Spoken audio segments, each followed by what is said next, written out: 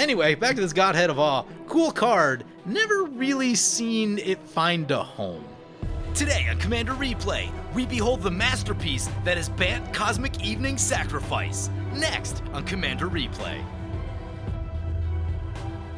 Hey guys, there's two great ways to support the channel. All links are in the description below. Welcome back, everyone. Got one that I'm really excited about. This is a deck that I've been working on for quite a while, probably almost 6 months at this point. Today's deck is Bant Cosmic Evening Sacrifice. I'll explain what that means in a minute. Amareth is our commander. Let's take a look at this opener. Man, if this had green, this would be so good. I think we got a mulligan. One piece of our combo. We just need card draw, which we can get with this. Okay, we can make this work.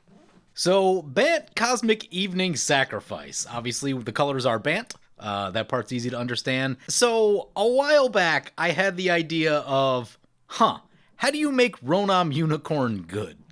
And as I started looking into it, there's apparently about 30 different versions of Ronom Unicorn that have been printed in green and white over the last 30 years. So you can actually build an entire deck around them, and that's basically what I've done here. The next question is, how do you make Ronom Unicorn good? And the answer to that is play Enchanted Evening and turn everything into an enchantment. Followed by, you play either Second Sunrise or Cosmic Intervention so that when you sack out your board destroying your opponent's board, all your stuff comes back. So that's the main goal with this deck. It's going to be pretty janky. I did bump it up just a little bit. I tried to film a game with it earlier and got super stuck. Land flooded super hard. I had multiple pieces of card draw that everyone shot before they could really get a lot done or before I could get through the flooding. In the top 30 cards of the deck, I found 19 lands. I'm just like, oh my god. Just absolutely brutal. Brings it to our turn one. That's a Soul Ring. That will speed us up. Play the Savannah. Play the Soul Ring. Yeah, we'll pass like that. It just occurred to me we could have foretold the Cosmic Intervention. Oops. Anyway, let's take a read of our commander. So the commander is Amareth the Lustrous, 6 mana for 6/6 flying. Whenever another permanent enters the battlefield under your control, look at the top card of your library. If it shares a card type with it, you may reveal it and put it into your hand. Initially, I wasn't sure who to use as the commander for this deck. I started building the 99 before I really kind of settled on a commander. And as I started looking at it, I'm like, oh, Amareth kind of makes a lot of sense, and it's one that I haven't really played. I've seen a few other people play it in the past, but having got a little bit of a look at it in the first game, it is going to be solid for what this deck is trying to do. So, can definitely appreciate all of that. Right here, let's see. There's a Second Sunrise, which is also really good. Okay, I think I'm going to go Forest, Foretell this thing, and then we'll Enlighten Tutor at the end step. I want to get the card draw, so I'm not playing the creatures yet. I'm just kind of holding them back because this is a weird deck. The key with this deck is that our creatures are not going to be highly impactful until Enchanted Evening's on the battlefield, so you need as many of them as you can possibly get, which means we need to turn all of these into card draw. Like, just running a 2/2 down there on turn 2, given our current hand, is just not going to do a lot, so there's kind of just no reason to play it before the Guardian Project. The issue that we will run into is that there aren't a ton of ways to tutor for Enchanted Evening. There are a couple. Enlightened Tutor is probably the big one. Academy Rector is in here, which is very helpful, but you do have to get it killed. We don't really have like great tools to do that, to be completely honest. So I am a little nervous about using this Enlightened Tutor to get Guardian Project. So let's play the Enlightened Tutor. Oh, there's a lot of enchantments in this deck. Yeah, there's a lot of cool stuff in here. Get the Guardian Project. Draw the Guardian Project. Play the land, play the Guardian Project. We need something with some white. Crack this thing, get a Tundra, play the Kami. And so, what's tricky about this deck too, I should put a Cradle in this deck. We do draw with the Guardian Project right there. And it's another creature. Beautiful. So what I noticed is, and I've known about this for a little bit, but fetch lands with Cosmic Intervention are insane. With a fetch land, you can crack it 3 times with the Cosmic Intervention effect active. You do it once right after you activate Cosmic Intervention, once again at the end of the turn when the land comes back, and then the land will come back after that, because even at the end of the turn, that effect is still going, which means it comes back during your opponent's turn. So the key is that you want to be able to save some fetches for when that's happening, because you can get a lot of lands.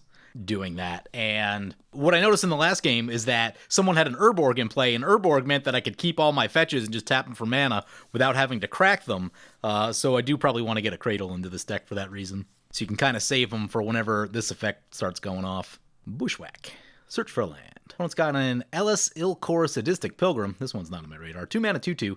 Death Touch. Whenever another creature enters the battlefield under your control, gain a life. Whenever another opponent creature you control dies, each opponent loses a life. Oh god.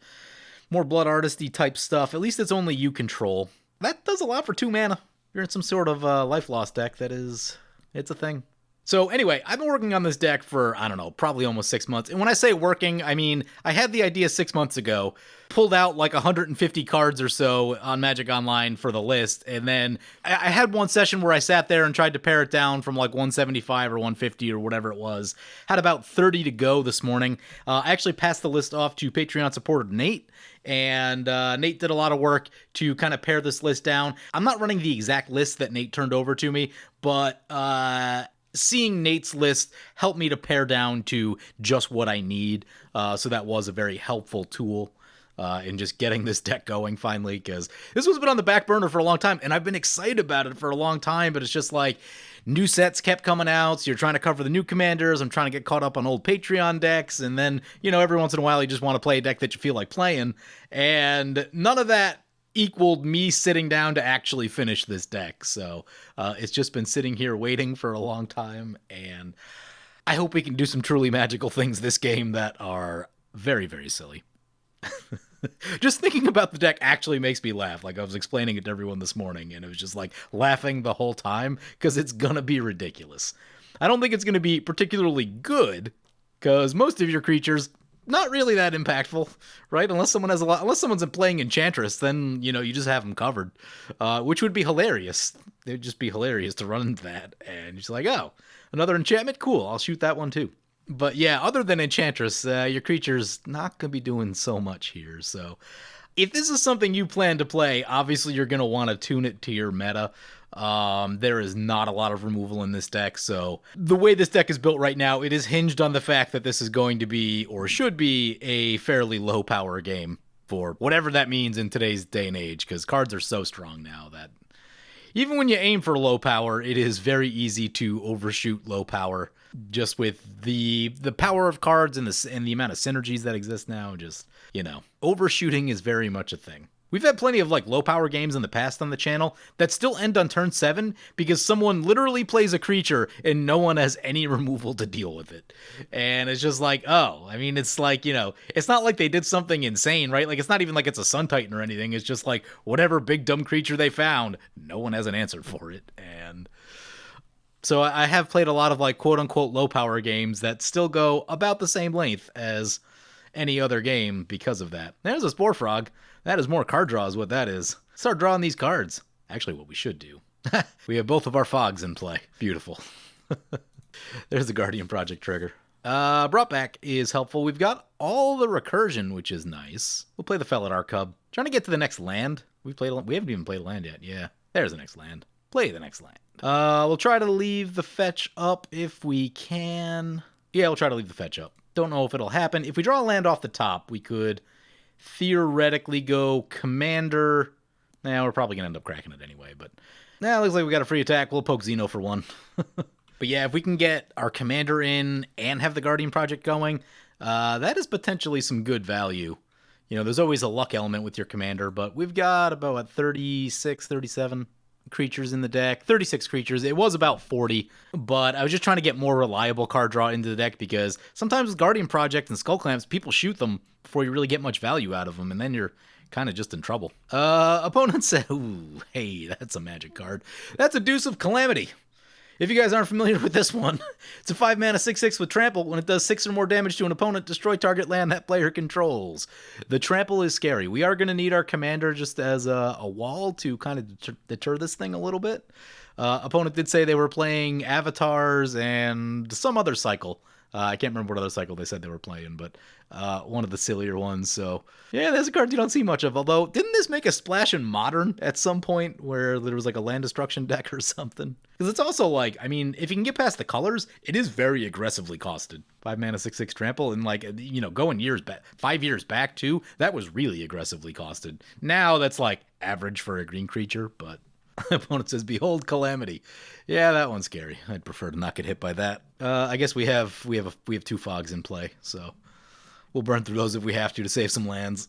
Opponent says they have a Hearth and Home in hand, trying to make a little deal. I told them the fog is for emergencies. I'm not so worried about the Hearth and Home. It might become a problem eventually, but also there is some of these.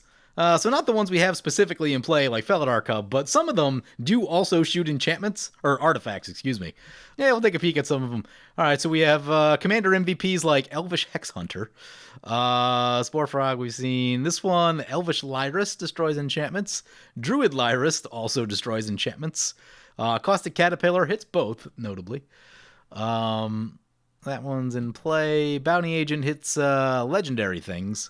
Cathar Commando hits both, which is nice. Sylvok Replica hits both, which is nice. So, yeah, that's kind of, we got a few other random ones in here. Nantuko Calmer. There was a 5-drop one that I had to cut just for, like, card draw and stuff. It was a white one with Persist. I can't remember the name of it. Foundation Breaker, one that I've never run. Other things in the deck that are kind of interesting. I've got a Wild Pair in the deck, because, like, most of these creatures are, like, 2/2s, 1/3s. So because of that, Wild Pair seems like a pretty good card. Got a Lurking Predators in here. I don't know, Lurking Predators is very hit and miss for me, honestly. But this is, 36 creatures is enough that it could be very valuable. Especially, like I said, like, any single creature in this deck other than, like, Chulane is just not that impactful. So you really need a lot of them in play. Like, the goal when you drop Enchanted Evening is that you're gonna need, like, 10 creatures in play. There's a Hearth and Home. Yep. Equips it to the Death Toucher. Seems good. In a more spiky game, I probably would, or I'd at least think about fogging this Hearth and Home. So if this were a spikier game, you kind of have to, like, take everything in context. Like, if that were the case, our hand probably is better, right? Like, and if we're running these, there's probably more ways to get them back. So, I might think about fogging the Hearth and Home. I don't know, right? It sort of depends. But in the context that we're in right now, it's just like, whatever. Opponent can have a little ramp. Opponent's feeling like no on that Hearth and Home. They're going to bounce the creature. If its mana value is 3 or less, scry 1. So they'll get a little scry on there too. Yeah, okay. That all works out. Slows opponent down. They don't get the ramp right here.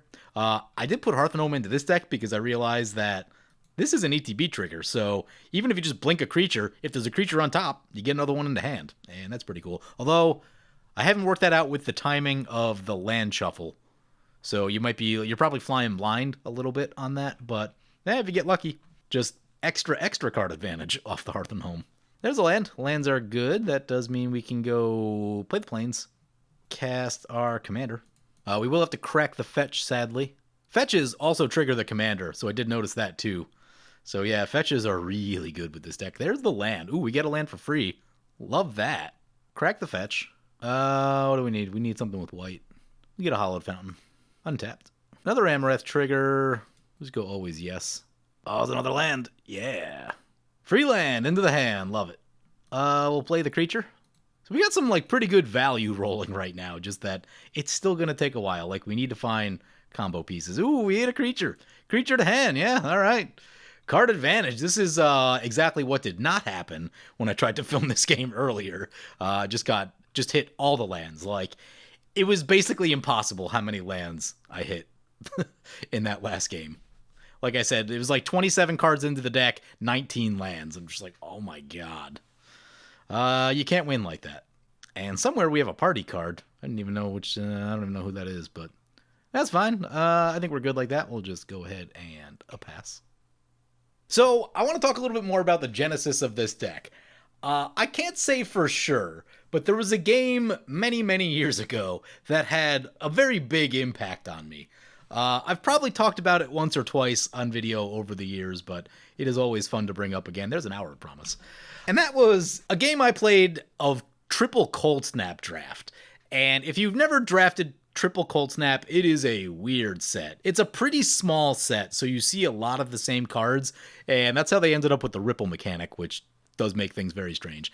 Anyway, in that particular day, I had drafted what I thought was a really good mono green deck. Like, I absolutely rolled through my first 2 matches. I don't think I lost a game in either of the first 2 matches. Like, it just, because the green creatures were all bigger than the creatures in the other colors, and I think I just got all of them in the draft, and so it just worked out that, like, I was steamrolling people. I had, like, multiples of certain cards. I had, like, multiple brooding Saurians and whatever else. I was running around in Cold Snap, and it was good. It was a really good deck. I was convinced that I was going all the way, and I was going to 3-0 this draft. I did not. I ran into a brick wall. Oh, God. The deuce is coming our way. Yeah, we're just going to... You can have a Kami. Sacrifice the Kami of False Hope. Not interested in that Deuce of Calamity. Anyway... My mono green deck ran into a brick wall, which was this mono white deck that was entirely 2-drops and like 8 copies of Keldril Warcry. So every time they played it, they just kept getting bigger and bigger. So by the end of it, they were like, the 2/2s were like 6/6s, 7/7s. And, you know, because like almost the entirety of their deck was 2 CMC, right? Like they were just able to be really efficient with their turns. And I got steamrolled. Like, I was blown away by that deck. And, you know, so some part of that match, that game, that deck lives on in my mind where I'm like, I wonder what you can do with a bunch of 2/2s. And at some point, I'm like, all right, what do you do with the Ronom Unicorn? What do you do with the Felidar Cub? Oh, you play an Enchanted Evening, and then you find a way to get them back and do it again. So, I can't say for sure that that was like the exact genesis of this deck, but it was definitely something that had a big enough impact on me that, like, I'm sure it played a part in this deck coming into existence. So anyway, hope you guys enjoy that little story. Triple Cold Snap is probably one of my favorite drafts because of how weird it is. It is a strange set. I would love to draft me some Triple Cold Snap. Asked opponents, is anyone playing Enchantress? I got a little laugh out of them. Welcoming Vampire coming in. Elias Ellis coming back into play. Equips a sword to the Vampire. Yeah, that makes a pretty decent blocker against the Deuce over there. At some point, I might have to think about trading our commander into this thing, because I don't feel like burning through all of our fog creatures to not get our lands eaten here. Brings back to our turn, there's a Gavany Township. Sort of just, threw it in here just because. If we have to go on the combat plan and pumping the team up. Things haven't gone well if we have to do that, but backup plans, Anyway, let's play the Temple Garden. We'll pay the life and just see what happens. Our life total is okay. If we hit right, well, we're going to get a free land. I don't know what it is with Amaranth and lands. Hits the lands really well. I guess that being the case, let's try the 3 visits. Get Tropical Island. There's a swords on top of our deck, which is not super helpful. The swords means we can shoot the deuce. Okay. So we'll play the Sylvok replica.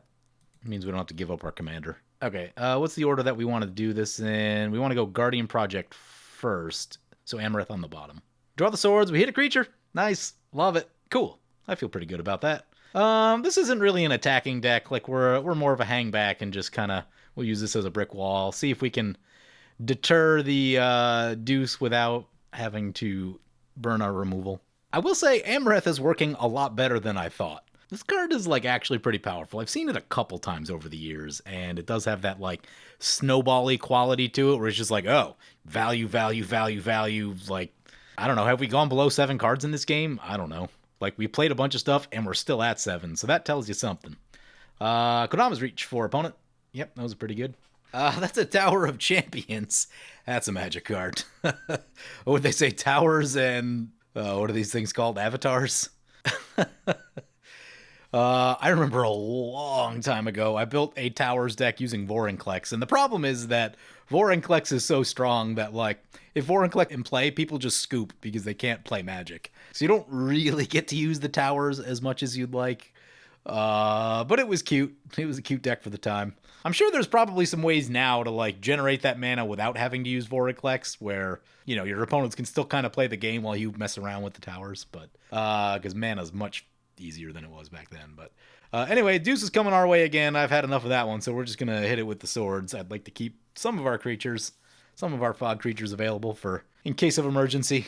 That swords was revealed, by the way. So opponent could have known that we had a swords and that was probably going to happen because there's like 1,000 videos of me talking about making all your land drops. Obviously, I don't want to be giving my land drops up into a Deuce of Calamity. So flow of knowledge. Draw a card for each island you control, then discard 2 cards. Yeah. So that's a updated version of what's the old one out of Ravnica that's just draw for each island. Can't remember the name of it. Always wanted to use it, I just don't play that much mono blue, so sort of the requisite for that one. Or I guess Simic Tatyova with a heavy blue. Mana coloring works as well. Draw your second card, put a counter on it. Sure. Oh, this is a new Tatyova. I haven't even seen this one. Yeah, we should probably take a read of everything, right? All right, we'll go in order here. Starting with Xeno. We've got Xeno piloting Jegantha the Wellspring, eh? Oh, right, because they're doing... yeah, they're doing these guys. Okay. Yeah, I dig it. Ideally, they would want more filter lands. Moving on. In the middle, we've got Solrai piloting Tatyova Steward of Tides. 3 mana for a 3/3. Land creatures you control have flying. Oh, that seems good. Whenever a land enters the battlefield under your control, if you have 7 or more lands, up to 1 target land you control becomes a 3/3 elemental creature with haste and flying. And it's still a land. It's pretty good. It's not probably as busted as like old Tatyova, but opponent did say they were playing land creatures. And so if you're playing land creatures, this seems like a good commander to do it with. Opponent gets themselves an Anointed Procession. Very helpful for token generation. Less helpful when you're us and you just have many ways to destroy enchantments. They're not threatening to do anything with it crazy with it yet, so, we'll just wait. This is a sit back and wait kind of deck. And that's 15 squirrels piloting Aron, Vanalia's Ruin. Is 3 mana for a 3/3 with Menace. 2, sacrifice another creature, put a +1/+1 counter on each creature you control. Okay, so it's going to be a little aristocrat-y. Seems cool. Pumps up the team. They hit with the Hearthstone. It's actually a nice little combo right here. Yeah, so get the land, blink this thing, get another clue, and that'll get them some card draw. They have 1 clue already in the bank. And they're down to 2 cards right now, but that's the key piece. Oh, and it triggers a Welcoming Vampire, so that is fantastic value. Yeah, that's how you do it.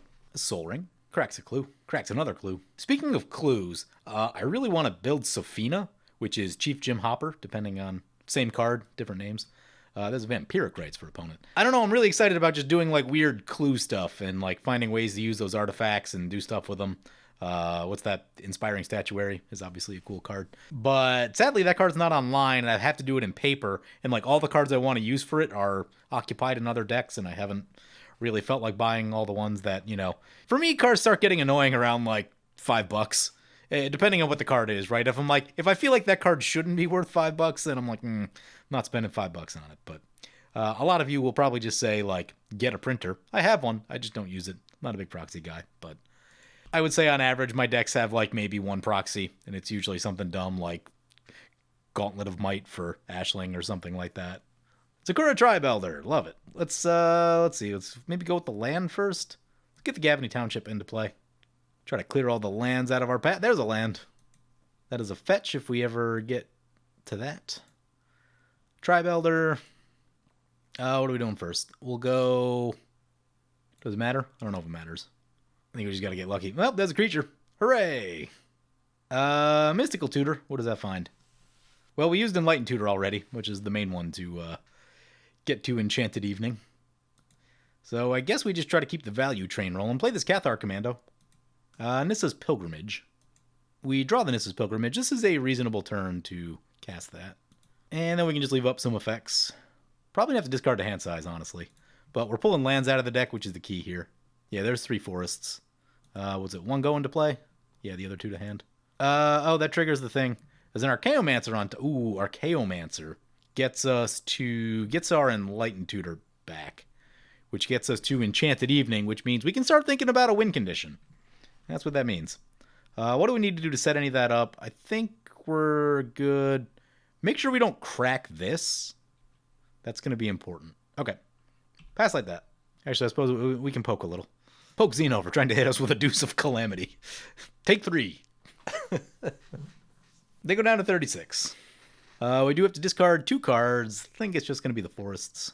Opponent does have some juicy enchantments over here, but, you know, I'm trying to save everything for the big moment, which I think is coming up pretty soon. That's a Godhead of all. Oh, God, Oliver. Well, most of our stuff's pretty small anyway. This one does become a lot smaller. But there's a card you don't see. Godhead of Awe. Such a strange card. Flying, other creatures have base power and toughness 1/1. Basically, humility on a creature, I think, right? Yeah, that's what humility does, right? It's been a long time since I've seen one now that I'm thinking about it. Jegantha coming in. Tell you what, Jegantha, I mean, it's still good because it makes a crap ton of mana, but much less intimidating as a 1/1. Oh, humility makes him lose all abilities, which does make it much, much worse. So this isn't nearly as punishing as humility, thank God. And I would say that like this also makes this card way less confusing because humility is just, it's a confusing card. There's always some like weird rule stuff that happens whenever it gets played. If you want to be a good deck builder, one easy way to do that is say, if someone plays a humility, what is my game plan? Like, what do I do if a humility comes down? And, you know, for most decks, it's going to be find something to shoot the humility. And that's a completely reasonable answer. But, you know, you're going to want to make sure that you have a couple of those, right? Like one card that does it isn't going to be enough. You're going to need, you know, I find that if you run 5 to 6 things that blow up artifacts and enchantments, that's going to be a pretty safe bet that you will find one that you need during the course of a game. And, you know, obviously where you can get things that double up, get creatures that, you know, have that effect, get Austere Command, which kind of hits everything and stuff like that. But yeah, one of the things I learned very early on, you know, an old Commander was weird, right? Because people would play stuff like humility and like, because it wasn't like they played it and just won the game. It was like they played it and there wasn't really a plan after that. It was just like, now what? And no one can do anything. And all of our creatures are terrible. I was playing Aurelia then, so obviously I was playing creatures. Not a great time. Tireless Tracker coming in, by the way. Yeah, where now it's like if you see a humility, I'm sure it's like part of a very tight control list that they have a very specific plan of what they're doing. Probably some sort of lockout deck or something. Either way, having a game plan against a card like that is a good idea. And really what humility comes down to is it's a powerful enchantment that will mess up your day. There are a lot of those in the format. Rhystic Study, Smothering Tithe, Dictate of Erebos, any of that type of stuff. Even like a Furnace of Wrath is good enough. That'll get you killed. Repercussion, especially. So, you know, really the game plan is like have a plan against nasty enchantments is kind of the more general sense. But humility was the one that really kind of like triggered that instinct in me. You're like, wow, that was a terrible experience. I don't ever want to have that again. Let's have a game plan against enchantments next time. Anyway, our deck is well suited to humility. I guess maybe not, because all the creatures lose the ability. Yeah, maybe that's not the best. Because if they actually have it in play, then these won't do anything. Yeah, so maybe this deck is kind of boned against the humility. Anyway, back to this Godhead of Awe. Cool card. Never really seen it find a home. If it were black, you'd have like Knight of Souls Betrayal and what's the other one? I think there's one in Innistrad. I can't remember the name of it. There's one in Innistrad and one in Kamigawa, I think, that gives stuff -1/-1. And like, that seems like a pretty good time. Maybe you've got to build that in an Esper deck. Seems like it'd be fun. At least for you, anyway. Then drop a Blackblade Reforged on this thing. Yeah, so I think that the biggest problem with this card is that, like, blue and white don't have, like, a ton of ways to really kind of punish your opponents. I guess you have Elishnorn. That's what you have. Okay, that works. Opponent's still generating value almost at the clip that we're generating value, so it's exciting for them, I'm sure. Opponent gains 2 life. Opponent going on the attack with a Welcoming Vampire, sure. Hearth and Home trigger, all the value. Blink a Heartmender. So that'll be draw a card, get a land, draw another card. Yeah, that's some value. So I think the plan right now, as I'm trying to plan out our turn, we don't have that many things that shoot enchantments. What do we have? 4? We have that one. Okay, yeah, no, that one changes the math. That one does change the math. With that one in play, we can just crack that and blow up everything, and then everything will come back for us. And opponents won't have anything. I was thinking, I'm like, we don't actually have that many creatures in play, so like, is it worth it going for the Enchanted Evening? And then I realized that like, oh no, we can blow everything up. Mana's going to be tough. It's going to take a lot of mana to do that. So Enchanted Evening is, what, 6? 5? Is it 5 or 6? That's only 5. Okay, one cheaper than I thought. Okay. Archaeomancer's on top, that's 4. We have to pay for the Enlightened Tutor, that's 5. The Enchanted Evening is 5. So that's 10. And then we need to pay for that, which is 13. Yeah, that's a bit of mana. Let's see what we're at.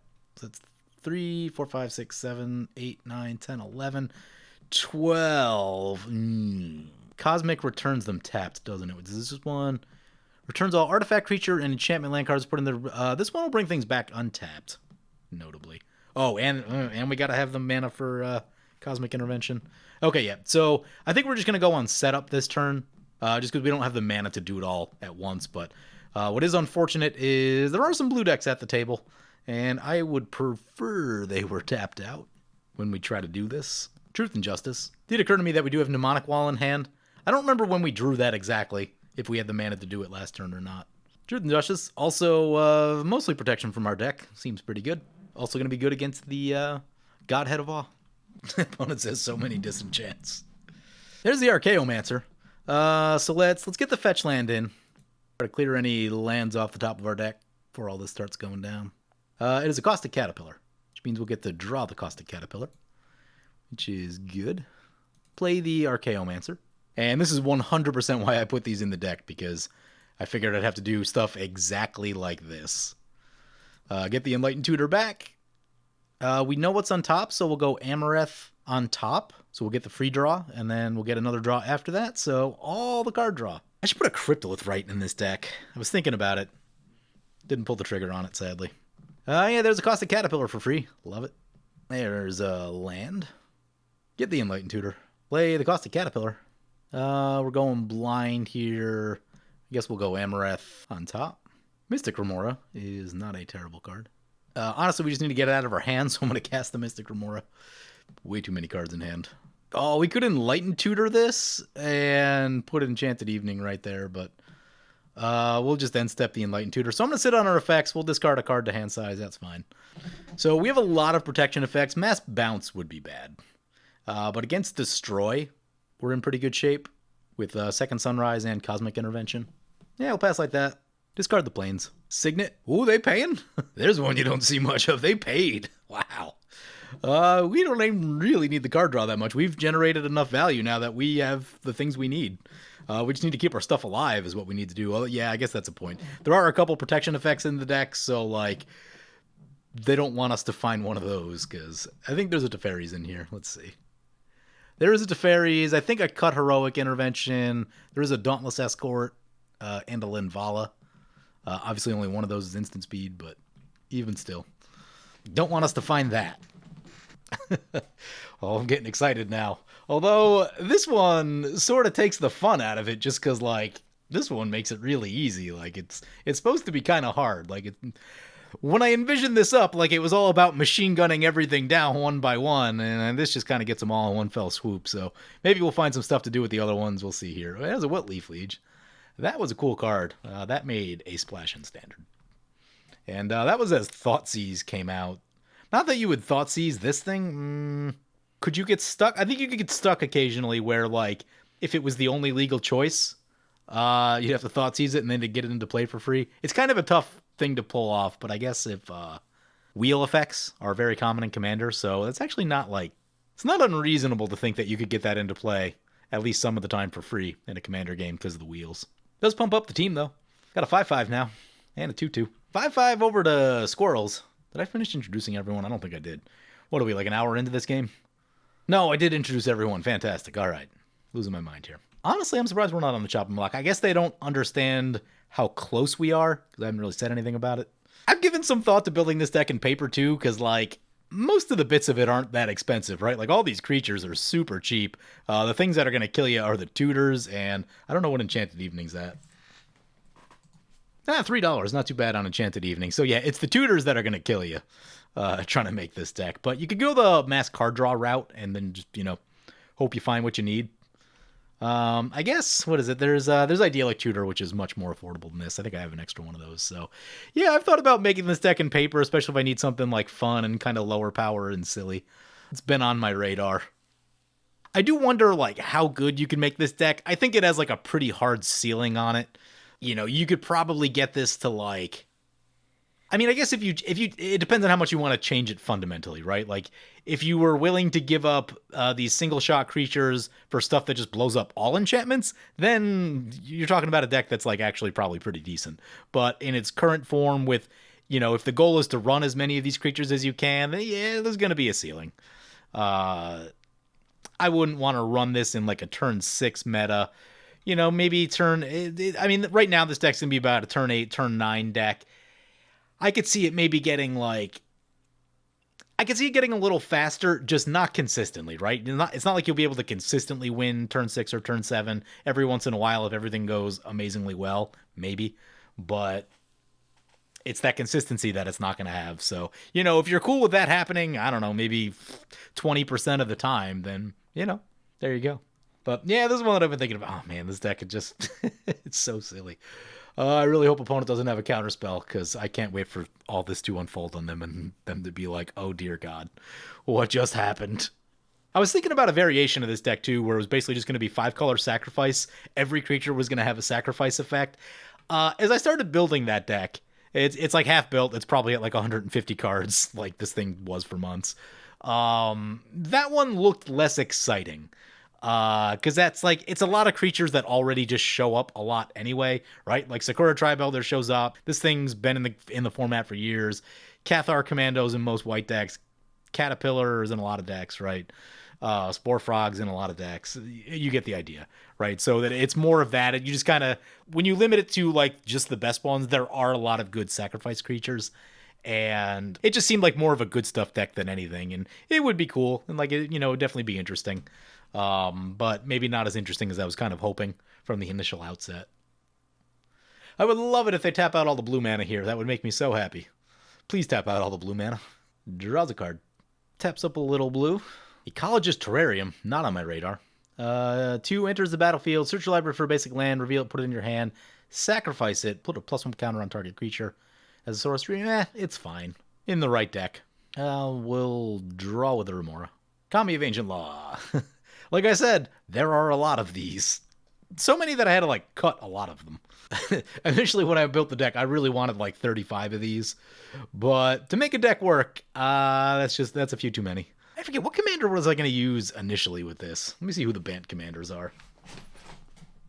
Oh, Chulane had crossed my mind. Yeah, Chulane would be a solid other commander. But Chulane is just, like, so busted. It's just, like, vomit. I kind of meandered through a few other ones, but none of them were really jumping out. But, yeah, I've been really happy with how Amareth's played in this deck. It allows you to get the value you need to actually, like, hope to try to find the combo. Opponent's doing a little attacky here. Okay. Sending some 3/3s out. They have flying. Surprisingly, nothing in our direction. Probably fearing the open mana. I kind of want to make a Janara Asura of War deck. I've been wanting to make one for like 10 years and I've just never made it. I've seen some pretty good builds of it. It can be very strong. It like turn all your mana into size, Voltron someone really hard, right? Not a terribly complicated deck to play, but the fact that it's like a 3-mana 3/3 flying, if you like swords the way that I like swords, a 3-mana 3/3 flying in the command zone is a pretty big deal. And the fact that it like gets bigger and scales into the game, also a big deal. So I would probably love that deck. I've also thought about building I played it one time. Man, one of the videos that I thought should have gotten a little more traction, a few more views, was Starnheim Unleashed Tribal. It's all the white spells that make 4/4 angels. There's about 8 of them, and I jammed them all into a Janara deck, and like, that's another deck that I've thought about building, because like, that one is actually really cheap to put together, because it's just like ramp and super cheap spells that no one wants. Entreat the Angels might be like the only decent one. I've thought about that deck a lot too. Maybe I should put that together. I should venture outside my Boros hole for a little while. I am excited about putting that Calamax deck together too. I finally bought the Calamax. Now I got to see what kind of stuff's floating around for it. That one will be nice because that should also be pretty cheap. There's just going to be a lot of like fight spells and +1/+1 counters and basically draft chaff. Mystic Remora, Diabolic Intent. We're going to lose some life. We draw. Yavimaya Elder. I really want to make a Trevia the Renewer deck. This is how you end up with a YouTube channel, by the way. You look at a card, you're like, I want to make a deck around that. And then at some point you have the brilliant idea to turn the camera on while doing so. And nearly 1,000 videos later, here we are. Archangel of Thune coming in. That's a real Magic card. I would love to have an answer to that. We don't really.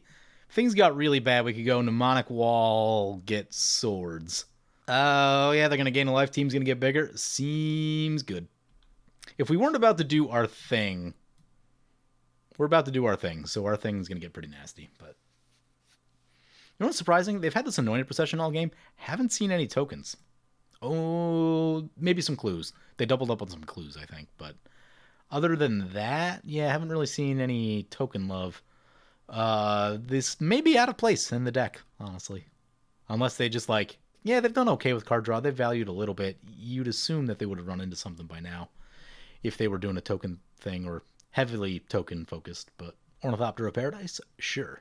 Thinking ahead, should something happen to the Enchanted Evening on the stack, that means we will then need to dig for Eternal Witness to get it out of the graveyard. I think there's one other creature that does it too. I think there's a 1-drop. We'll have to wait for it to untap, though, which I think is... Oh, did I cut it? Oh, I think I cut it. There's a 1-mana white creature that you sacrifice to bring back an enchantment. Oh, I have a Restoration Specialist in here. Love this card. This card is so good and is highly underrated. Sack it to get an artifact and enchantment back to your hand. Amazing. It should be played more. I've been starting to run it in equipment decks because people love to blow your equipment up, right? And the fact that it's a creature means that in a pinch, you can suit it up if you need to. It's there waiting for you. And what's also cool is it is a Sun Titan legal target, which means you can get it with Sun Titan and then crack it to get things that Sun Titan can't get. A lot to like about Restoration Specialist. Yeah, opponent just pumping up that team over there. No big deal. All right, let's do a little mana check here. We'll need 5 for Enchanted Evening. We'll need 2 for Cosmic Intervention, and then we'll need 3 for that, so that's 10. Yeah, we have 10. Think that's on the big one our way? Yep. All right, we're probably going to start shooting some stuff. We can Caustic Caterpillar, let's see, the Hearth and Home. And I think we'll just fog the rest. Who says, who needs synergy when you have stats like that? Yeah, this vampire's getting pretty swole. Yeah, it's really just a question of, does opponent have counter magic over here? Heroic Intervention would also be not amazing. Our party count is 2, but I have no idea what's checking our party count. Really wish they just brought allies back instead of the party mechanic. Need more allies for my ally deck. Okay, end step. Enlightened Tutor. Oh, opponent's holding up priority. Don't like where this is going. Don't like where this is going. Getting Enchanted Evening. Some Enchanted Evening. Is that how it goes? I don't remember. Haven't heard it in a long time. It is a musical number, though. Anything else we need to do? I think we're good. We can let the Remora go. We have... Yeah, we've drawn enough. On the other hand, if they do have the counterspell, maybe we're paying. I think we're paying right here. Because then we're going to have to start digging like crazy, and the Remora will help us dig. There's an Enchanted Evening. Play an Enchanted Evening. Hope for the best. Come on, resolve, resolve, resolve, resolve. It has resolved. There's a Karmic Guide. Karmic Guide could be useful. Leave that right there. We shall play a Command Tower. Still a Karmic Guide on top. Here we go. Okay, we should be smart about everything. Let's start with the Cosmic Intervention. Bant Cosmic Evening Sacrifice. Let's do it. Cosmic Intervention on the stack.